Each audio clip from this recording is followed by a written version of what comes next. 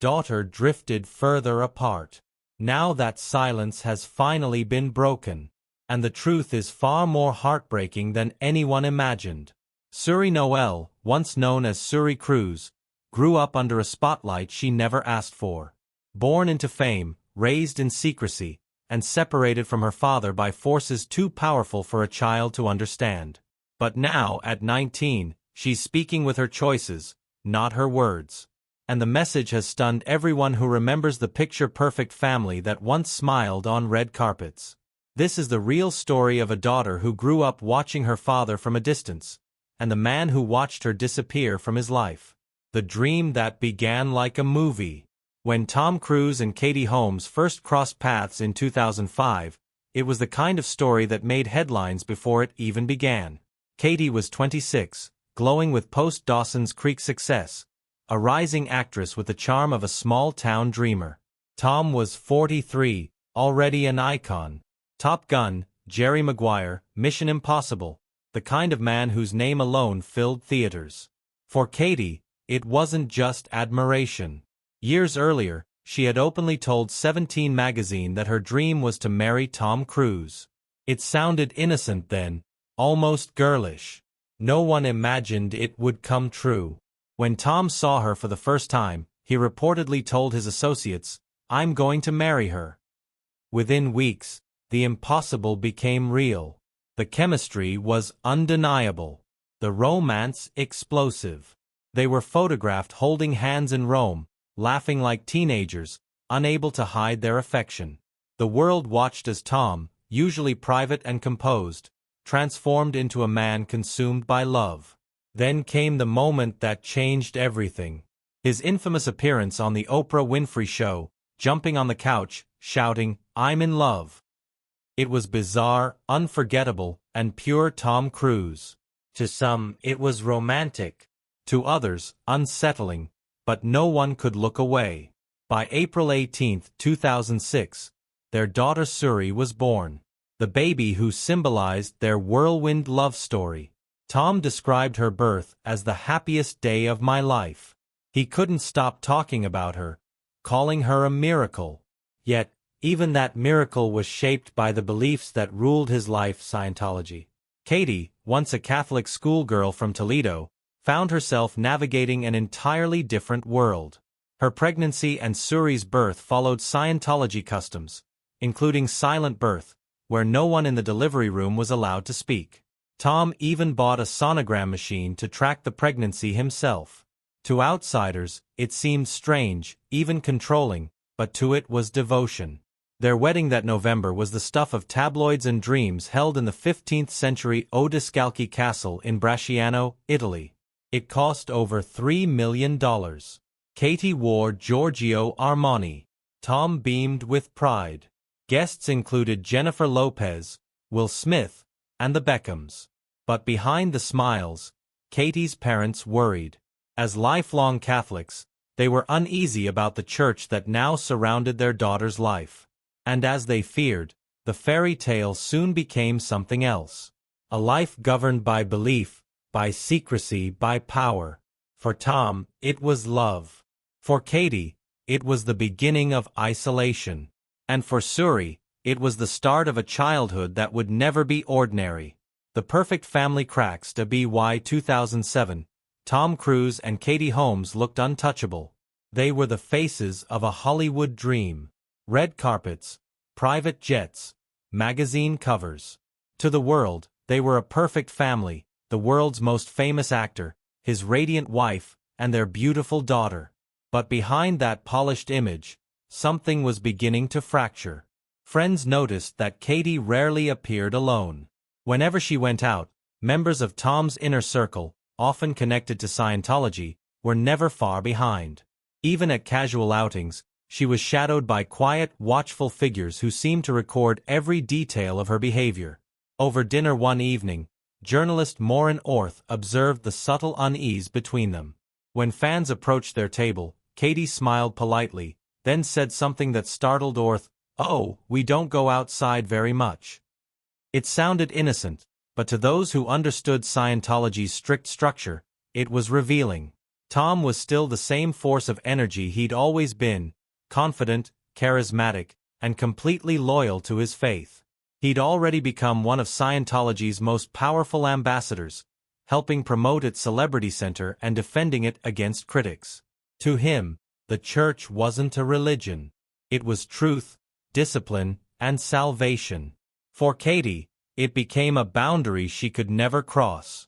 Her parents, Martin and Kathleen Holmes, saw it from the outside and grew increasingly alarmed. As devout Catholics, they had always been wary of Scientology's secretive hierarchy. They visited less and less, unsure how to reach their daughter. Katie's friends said she became distant, even robotic, often repeating the same compliments about Tom. "He's amazing.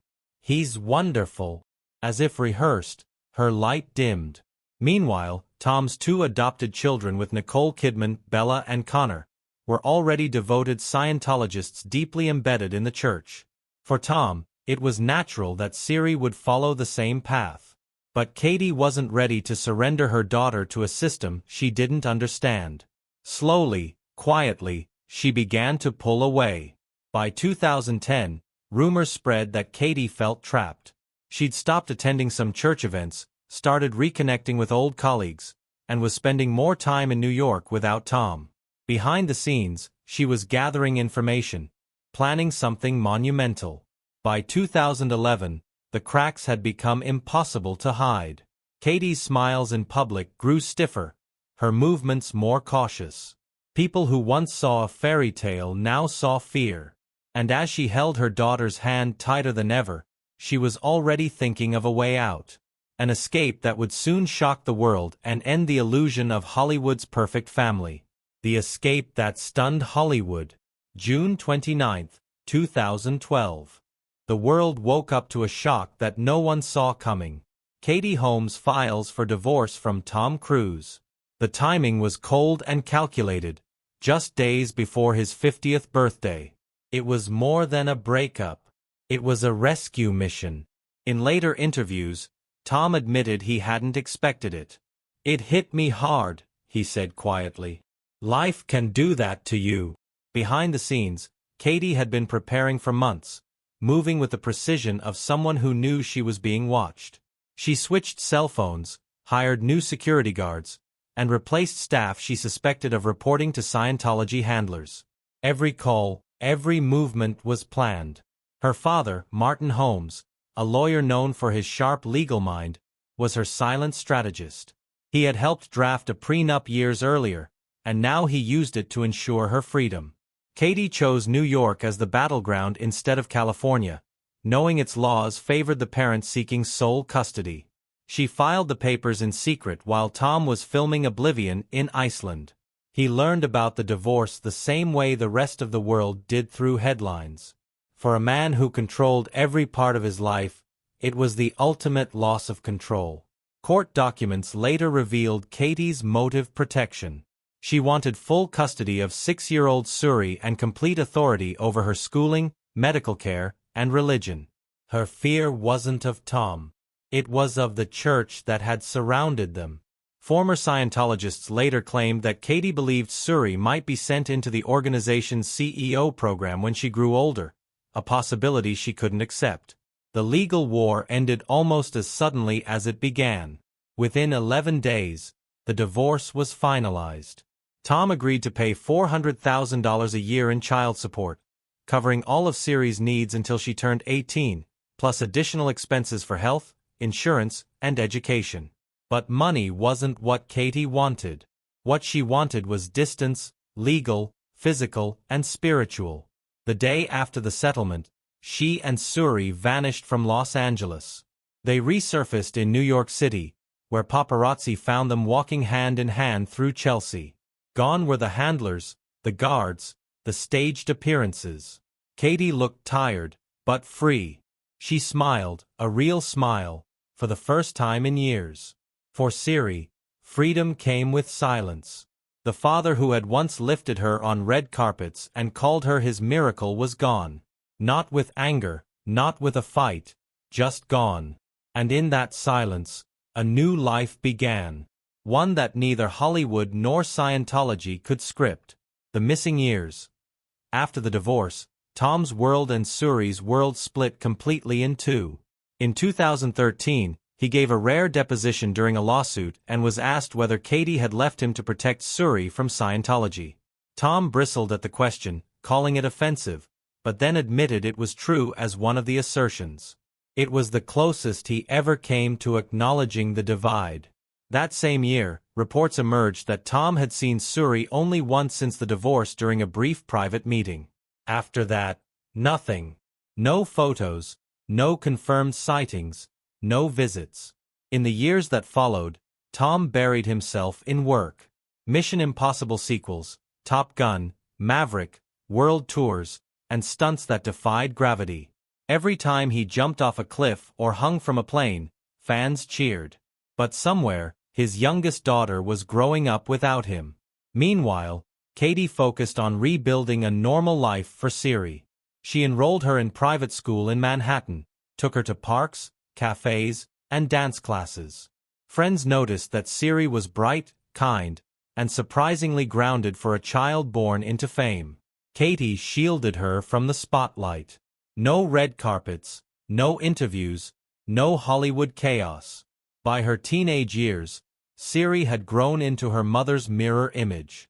Same eyes, same shy smile, same independence. But whenever her father's name came up, she would quietly avoid the subject. Publicly, Tom never spoke of her again. Privately, insiders said he still paid for her schooling and medical expenses. Yet, for over a decade, they were never photographed together. The man who could command the world's attention couldn't find a way back into his daughter's life. It was as if two planets had drifted to opposite sides of the galaxy. A new name, a new life. By 2021, Suri had become her own person. She was studying at New York's prestigious LaGuardia High School of Music and Art and Performing Arts, the same school that inspired the movie fame. She acted, sang, and directed short films with her classmates.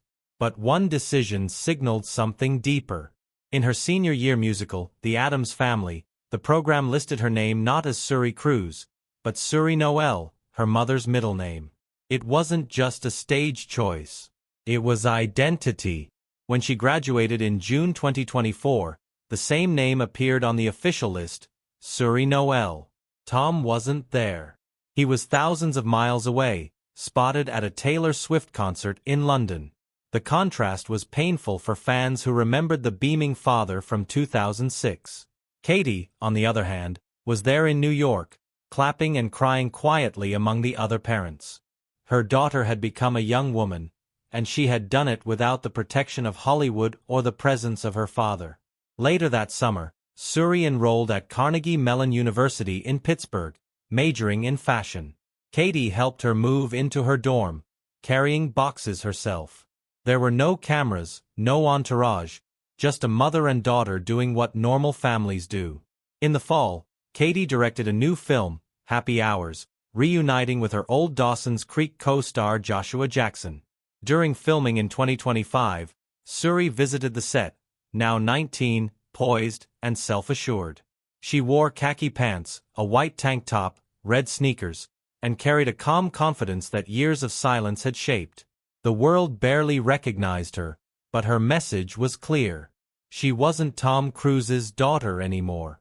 She was Suri Noel, and she was finally free. The heartbreak behind the headlines. In October 2025, Suri was spotted in New York sitting on a doorstep with her head in her hands. She looked exhausted, lost in thought. Moments later, Katie arrived in an Uber, sat beside her, and gently comforted her. The two talked quietly before walking off together for pastries.